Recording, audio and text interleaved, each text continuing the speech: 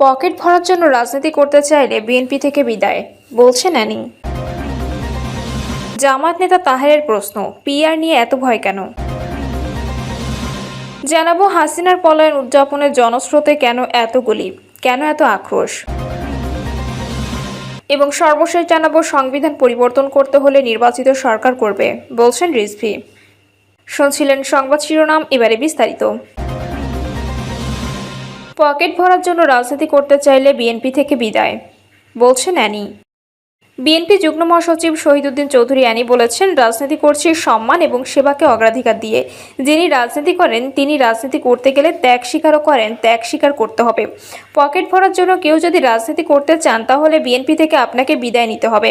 তারেক রহমান কিন্তু এবার খুব কঠোর। শহীদুদ্দিন চৌধুরী অ্যানি বলেন, তারেক রহমান আগামী নির্বাচনের পরে জনগণের সমর্থন নিয়ে বিএনপি নেতৃত্বে দেশ পরিচালনার প্ল্যান তৈরি করছেন।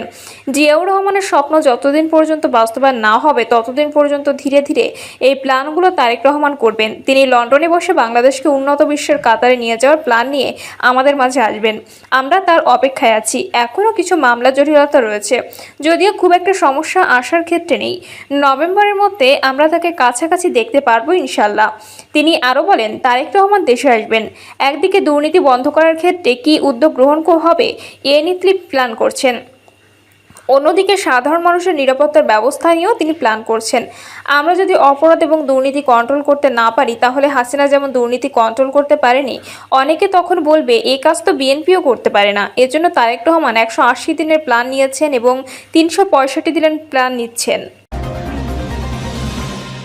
জামায়াত নেতা তাহেরের প্রশ্ন, পিআর নিয়ে এত ভয় কেন?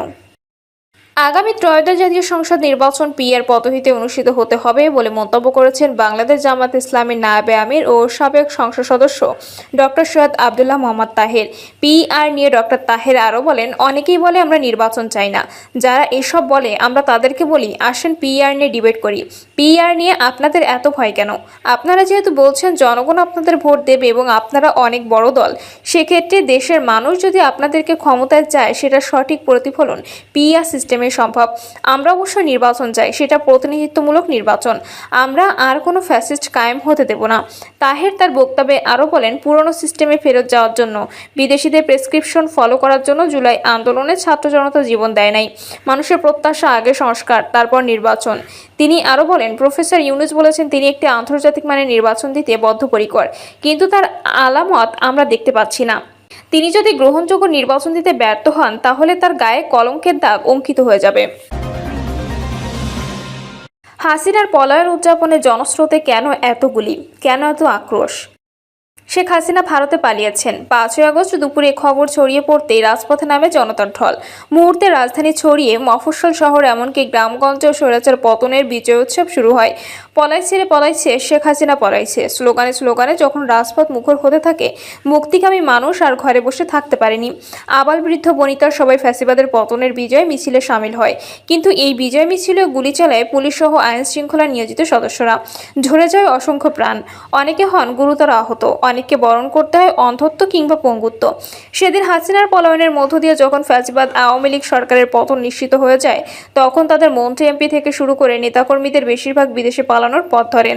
তখন কোন স্বার্থে বা কোন আক্রোশে পুলিশ নিরীহ নিরস্ত্র ছাত্র জনতার উপর নির্বিচারে গুলি চালায়, সে প্রশ্নের উত্তর মেলেনি আজও। রাজনীতি সংশ্লিষ্টদের ধারণা, শেখ হাসিনা 16 বছরের ফ্যাসিবাদী আমলে পুলিশ সহ আইন শৃঙ্খলা বাহিনীতে যেসব নিয়োগ হয়েছিল তার শীর্ষ পর্যায়ে প্রায় সবই ছাত্রলীগ ক্যাডার বা আওয়ামী পরিবারের সন্তান। এদের অনেকে আক্রোশ থেকেও জনতার উপর পৈশাচিক কায়দায় গুলিয়ে চালিয়ে থাকতে পারে।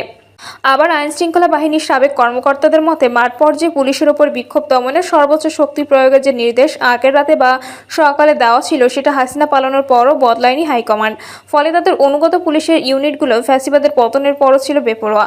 হাসিনার অনুগত শীর্ষ কর্তারা জনরোষ থেকে বাঁচতে সুযোগ বুঝে ছুটকে পড়েন।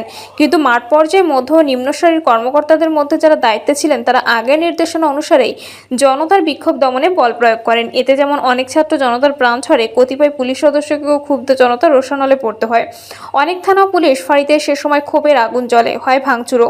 হাসিনার পতনের খবর ছড়ানোর পরও যাত্রাবাড়িতে 52 জনকে হত্যা করে পুলিশ। হাসিনার পতনের খবর ছড়ানোর পর যখন দেশ জুড়ে ছাত্র জনতা বিজয় উল্লাসে মেতে উঠছিল, তখন ঢাকার যাত্রাবাড়িতে ছাত্র জনতা হত্যাযজ্ঞ চালিয়ে যাচ্ছিল পুলিশ।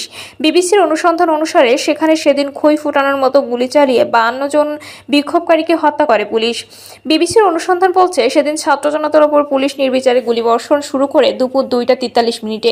অথচ তার প্রায় 1.5 ঘন্টা আগে থেকেই টেলিভিশনগুলোতে ক্রল যাচ্ছিল যাদের উদ্দেশ্যে ভাষণ দেবেন সেনাপ্রধান। তার আগে ছড়ায় শেখ হাসিনা পদত্যাগ করে দেশ ছেড়ে পালিয়েছেন। অনুসন্ধানে বিবিসি দেখেছে যে 5ই আগস্ট বিকেলে যাত্রাবাড়ি থানার সামনে 30 মিনিটের বেশি সময় ধরে গণহত্যা চালানো হয়েছিল।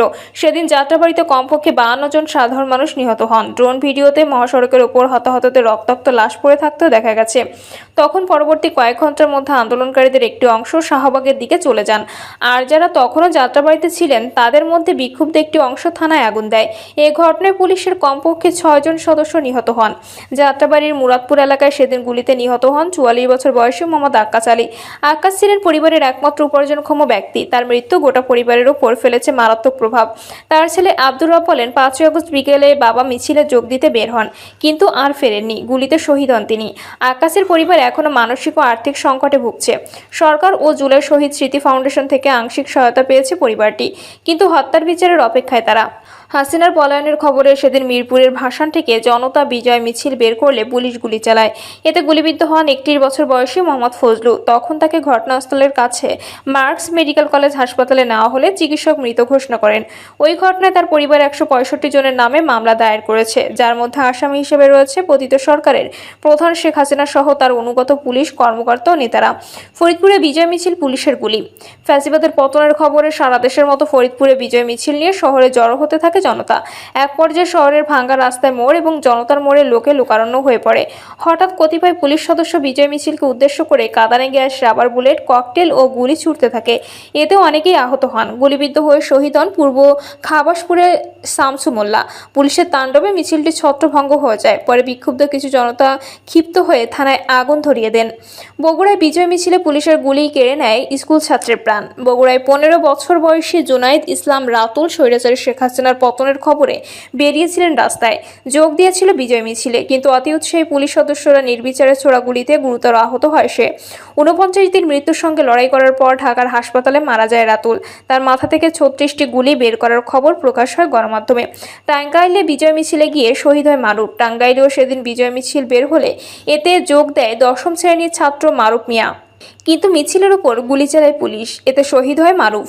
ওই ঘটনায় মারুফের মা মারুফা বেগম মামলা দায়ের করেছেন 56 জনের বিরুদ্ধে।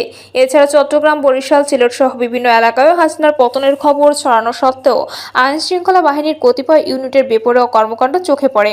কেন পুলিশ এত বেপরোয়া ছিল? ফ্যাসিবাদ সরকার রাজনৈতিকভাবে ব্যবহারের কারণে 4 আগস্ট পর্যন্ত পুলিশ সহ আইন শৃঙ্খলা বাহিনীর সহিংসত হত্যাকাণ্ডের পেছনে সরকার টেকানোর কারণ হিসেবে দেখা হলেও 5ই আগস্ট হাসিনা পালানোর পরও কেন গুলি চলেছে সে প্রশ্নের উত্তর খুঁজে ফিরছে সবাই। এমনকি অভ্যুত্থানের পরপর খোদ পুলিশের মাঠ পর্যায়ে কর্মকর্তাদের বক্তব্যে এসব প্রশ্নের উত্তর খুঁজতে দেখা যায়। ওই সময় কয়েকদিন পুলিশ সদস্যরা আন্দোলন করেছিলেন। সে সময় বিভিন্ন দাবি দেওয়ার পাশাপাশি ভবিষ্যতে পুলিশকে রাজনৈতিকীকরণ থেকে মুক্ত রাখার দাবি জানান তারা। জুনিয়র ওই কর্মকর্তারা বলেন, সরকারের পদত্যাগের পর আমরা দেখেছি আমাদের অভিভাবকরা কোনো ধরনের নির্দেশনা ছাড়াই আত্মগোপনে চলে যান, যা আমাদের নিরাপত্তাহীনতায় ফেলে দেয়। তারা তখন বলেন, সরকারের পতন হচ্ছে তা আগের দিনই টের পেয়েছিলাম পুলিশের ঊর্ধ্বতন কর্মকর্তারা। তখন ঊর্ধ্বতন অনেক কর্মকর্তা নিরাপদ স্থানে চলে যান। অথচ সরকার পতনের দিনও ছাত্র জনতাকে দমন করতে সাধারণ পুলিশ সদস্যদের মাঠে নামানো হয়। এর ফলে থানায় ঢুকে হামলার ঘটনা ঘটেছে। পুলিশের হতাহতের জন্য ঊর্ধ্বতন পুলিশ কর্মকর্তাদের দায় রয়েছে। এজন্য তারা দায়িত্বহীন পুলিশ কর্মকর্তাদের বিচার চান। জনগণের জয় মেনে নিতে পারেনি পজিটিভ শক্তি। 5ই আগস্ট স্বৈরাচার পতনের পরও হত্যাকাণ্ডের বিষয়ে ঢাকা বিশ্ববিদ্যালয়ের সমাজ কল্যাণ ও গবেষণা ইনস্টিটিউটের সহযোগী অধ্যাপক ও অপরাধ বিষয় বিশেষজ্ঞ ডক্টর তৌহিদুল হক বলেন, বিগত সরকারের পতন ও সরকার প্রধানের দেশত্যাগ তারা মেনে নিতে পারেনি। জনগণের বিজয় তারা স্বীকারও করতে চায়নি। তিনি বলেন, বিগত সরকার বছরের পর বছর মানুষের অধিকার হরণ করেছে, নির্বাচনকে নির্বাসনে পাঠিয়েছে, সরকারের সমালোচনা করলে হামলা মামলা দিয়ে দ্বিমত দমন করেছে, গুম ও বিচার বহির্ভূত হত্যা ঘটেছে, এসব অস্বীকার করার কোনো উপায় নেই। এসব ঘটনার যথেষ্ট প্রমাণ রয়েছে। তাই বিগত সরকার পতনের আন্দোলন সাধারণ ছাত্র জনতা তাদের বাঁচার পথ হিসেবে বেছে নিয়েছিল। এই আন্দোলন সরকার নানাভাবে পরাজিত হয়েছিল। ডক্টর তৌহিদুল হক আরও বলেন, আমাদের দেশে যখন কোনো রাজনৈতিক দল দীর্ঘ সময় ক্ষমতায় থাকে তখন তারা পুলিশকে আজ্ঞাবহ বাহিনীতে পরিণত করে। আওয়ামী লীগও 15 বছর ক্ষমতায় থেকে সেটিই করেছে। সে কারণে পুলিশের ঊর্ধ্বতন থেকে নিম্ন পর্যায়ের কর্মকর্তারা যে ধরনের নির্দেশনা দিয়েছে তার পরিণতিতে ভবিষ্যতেও তাদের বিপর্যয়ের মুখে পড়তে হবে। প্রিয় দর্শক, এই ছিল এখনকার সর্বশেষ সংবাদ। আপডেট সব সংবাদ পেতে চ্যানেলটি সাবস্ক্রাইব করে বেল আইকনটি ক্লিক করে রাখুন।